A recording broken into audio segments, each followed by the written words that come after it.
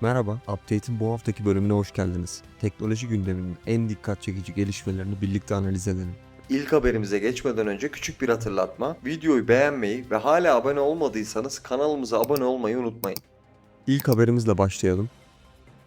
Küresel finans otoriteleri yapay zeka üzerindeki gözetimini arttırıyor. Ne oldu? G20 çatısı altında faaliyet gösteren FSB yani Finansal İstikrar Kurulu, küresel finans sisteminde bankacılık ve sermaye piyasalarında kullanılan yapay zeka tabanlı karar destek mekanizmalarını yakından izleme kararı aldı. Reuters'ın haberine göre FSB, yapay zekanın kredi tahsisi, risk modelleme, otomatik alım-satım algoritmaları ve portföy yönetimi gibi alanlarda karar alma süreçlerine müdahale ederek finansal istikrarı bozma potansiyelini değerlendirecek. Kurul bu çerçevede denetim mekanizmalarını sıkıştırmayı ve regülasyon uyumunu güçlendirmeyi planlıyor. Gözetim artışı aynı zamanda finans sektöründe kullanılan AI sistemlerine yönelik olarak şeffaflık, hesap verilebilirlik ve doğrulanabilirlik standartlarını yeniden tanımlamasını gündeme taşıyor. Uzmanlara göre FSB'nin bu hamlesi özellikle algoritmik kredi puanlama, otomatik ticaret botları ve risk modelleme altyapıları alanlarında faaliyet gösteren kurumlar için yeni uyum yükümlülükleri doğurabilir. Neden önemli? Yapay zeka teknolojileri finans sektöründe hızla yayılıyor. Bu teknolojilerin kontrolsüz kullanımı, finansal dalgalanmalar, kredi balonları, likidite riskleri gibi ciddi sistematik sorunları tetikleyebilir. Politika yapıcıların bu alana müdahale etmesi, bankalar, fintech şirketleri, hedge fonları ve diğer finans kurumları için uyum maliyetlerini arttıracak. Ayrıca AI modellerindeki yanlışlıklar, önyargılar ve karar vericilerin sorumluluğu gibi etik ve hukuki sorular gündeme gelir. Gözetim artışı, yapay zeka uygulamalarında daha kontrollü ve güvenli bir dönüşüm sürecinin başlangıcını işaret edebilir. Ve şunu da eklemek gerekir ki denetimlerin sıkılaşması, yenilikçi AI çözümlerin geliştirmesini yavaşlatabilir. Yani biz buna tırnak içerisinde regülatif fren etkisi yaratabilir diyebiliriz. Sıradaki haberimize geçelim. Yapay zeka çağında yeni sayfa, müzik devleri lisans anlaşması eşiğinde. Ne oldu? Müzik endüstrisinde tarihi bir döneme yaklaşıyor. Universal Müzik Grup ve Warner Music yapay zeka şirketleriyle kapsamlı lisans anlaşmaları imzalamak üzere. Görüşmelerin birkaç hafta içinde sonuçlanması bekleniyor. Masada Google, Spotify gibi teknoloji devlerinin yanı sıra yapay zeka tabanlı ses ve görüntü üretimi yapan yeni girişimler de var. Udio ve Suno gibi. Bu anlaşmalarla birlikte plak şirketleri sanatçı kataloglarını yapay zeka modellerinin eğitiminde kullanımını açacak. Yani artık bir yapay zeka Taylor Swift'in ya da Ariana Grande'nin sesini klonlayacaksa bu kullanım lisanslı olacak ve her seferinde sanatçılara ödeme yapacak. Neden önemli? Bu adım AI çağında telif hakları nasıl korunacak sorusuna verilen ilk somut yanıtlardan biri.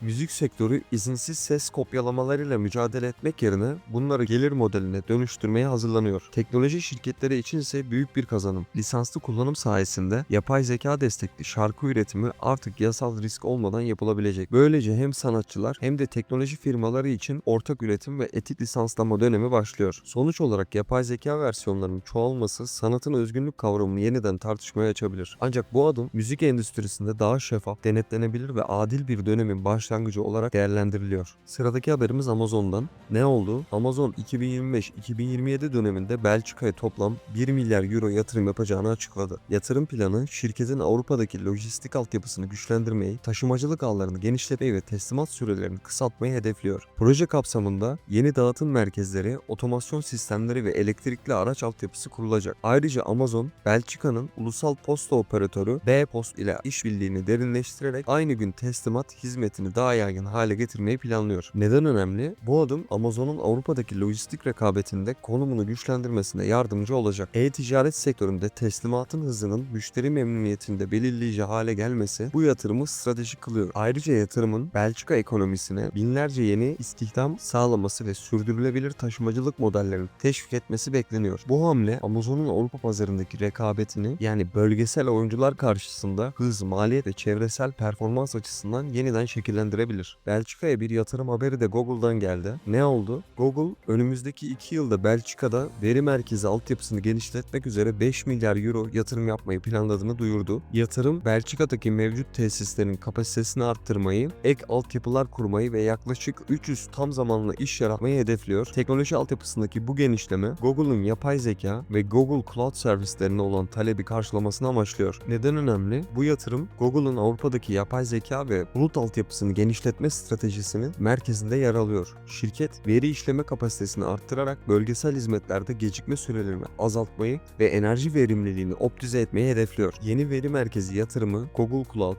arama, haritalar ve Workspace gibi ürünlerde performans ve ölçeklenebilirliği doğrudan güçlendirecek. Aynı zamanda Avrupa'da AI destekli kurumsal çözümlerin yaygınlaşmasını hızlandıracak. Projenin rüzgar ve güneş enerjisi gibi yenilenebilir kaynaklara entegre biçimde yürütülmesi, Google'un karbon nötrlük ve sürdürülebilirlik taahhütlerini operasyonel düzeye taşımakta önemli bir örnek teşkil ediyor. Sıradaki haberimiz, teknoloji dünyasının en tartışmalı figürlerinden biri olan Elon Musk'tan geliyor. Ne oldu? Elon Musk'ın yapay zeka girişimi xAI, yeni finansman turunda Nvidia'nın da aralarında bulunduğu yatırımcıların katılımıyla 20 milyar dolarlık bir büyüklüğe ulaştı.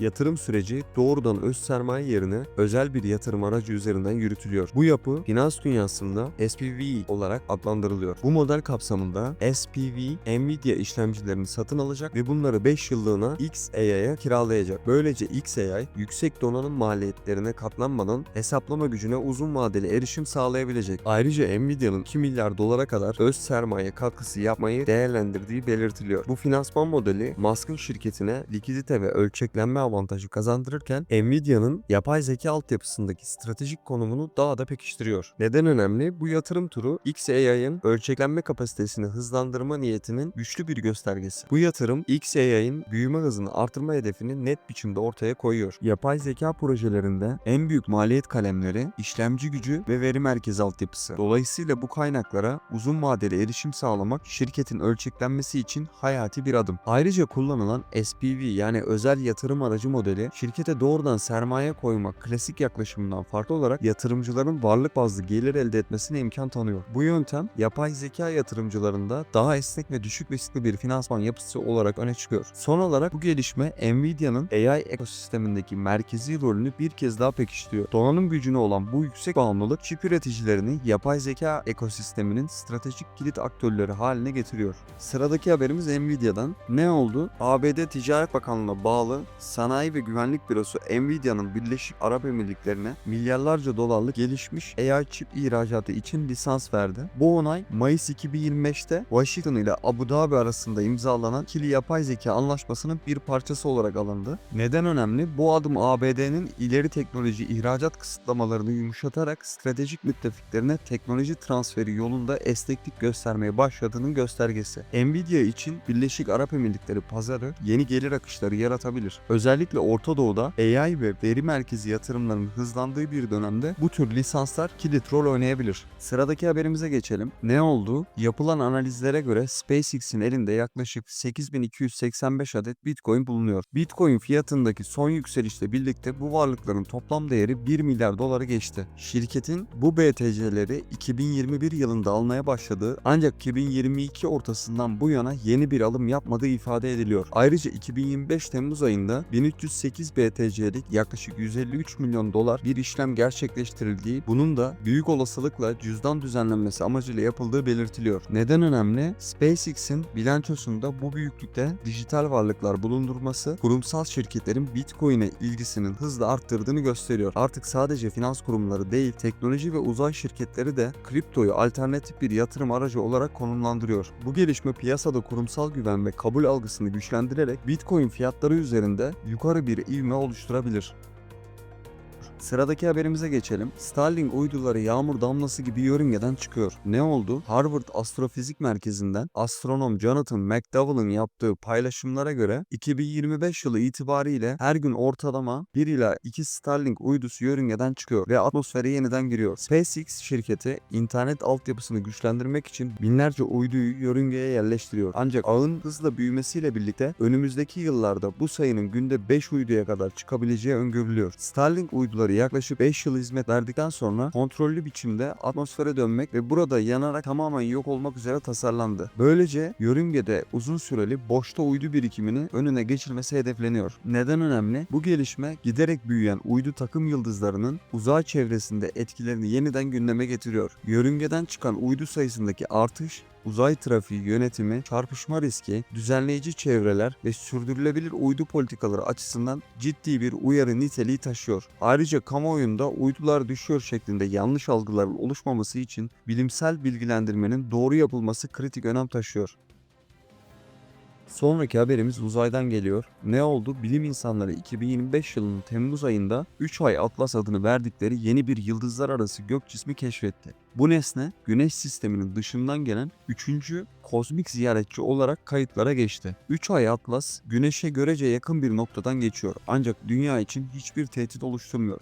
En yakın konumu 1,4 astronomik birim, yani yaklaşık 210 milyon kilometre uzaklıkta. Bu da Dünya ile Güneş arasındaki mesafeden biraz daha fazla. Yapılan gözlemler bu cismin sıradan bir kuyruklu yıldız olmadığını ortaya koydu. İçeriğinde demir bulunmazken nikel ve siyanür gibi elementler tespit edildi. Bu özellikler onun başka bir yıldız sisteminden oluşmuş olabileceğini işaret ediyor. Neden önemli? 3 Ay Atlas, insanlığın başka yıldız sistemlerinden gelen bir maddeyi doğrudan inceleme fırsatı bulduğu nadir olaylardan biri. Bu tür nesneler gezegenlerin nasıl oluştuğu ve yıldız sistemleri arasında madde alışverişinin nasıl gerçekleştiği konularına ışık tutuyor. Kısacası bu gök cismi uzayın derinliklerinden gelen bir örnek niteliğinde. Böylece bu haftanın teknoloji gündemini tamamladık. Yeni gelişmelerle bir sonraki update bölümünde yeniden buluşmak üzere. Bizi takip etmeyi ve en son haberleri kaçırmamak için abone olmayı unutmayın.